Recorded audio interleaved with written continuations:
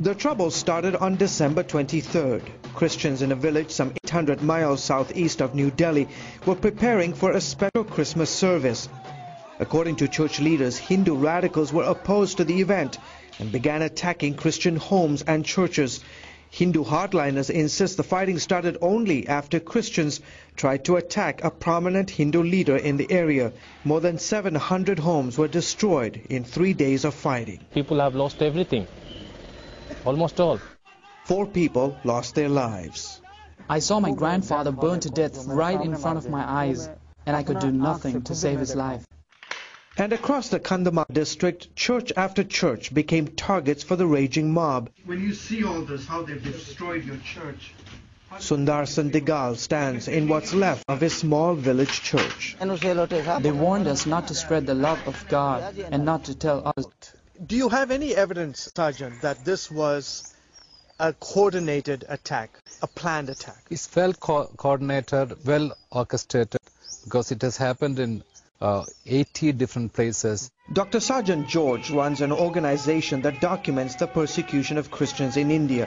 He says the attacks weren't just random acts of violence. They marked the houses. They knew where the churches were. That spontaneously they went and attacked. Sergeant and other Christian leaders believe the attacks are part of a much larger campaign by Hindu fanatics to stop lower caste Hindus known as untouchables or Dalits from converting to Christianity. God is moving among the Dalits and setting us free. The Hindus don't like this, so they accuse us of bribing and forcing others to convert, and this is not true. Do you think that there's going to be more violence? Umar Sankaracharya is a top leader of Bajrang Dal, a Hindu extremist group that often uses violence against Christians and other minority faith groups.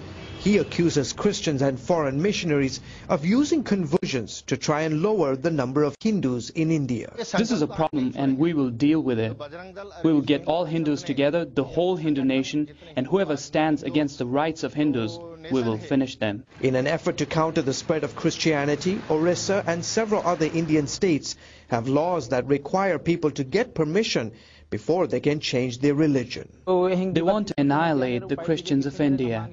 They want to turn this country into a Hindu nation. A goal that Acharya and other extremist Hindu leaders say is worth fighting for. Every time you read the pages of history, you see that Hindus have fought for this nation and for their religious rights. India has always been, is, and forever will be a Hindu nation. Words that do little to comfort the Christians living here in Kandhamal district. On a recent Tuesday morning, a group of Christian villagers stood in the ruins of their church and sang of their commitment to the faith and a determination to pray for those who've carried out these acts of terror. I'm praying that through this devastation, people will experience the love of Jesus. And the bottom line is that if we live, we'll live for Christ. If we die, we'll die for Christ. Whatever happens, we'll worship the Lord.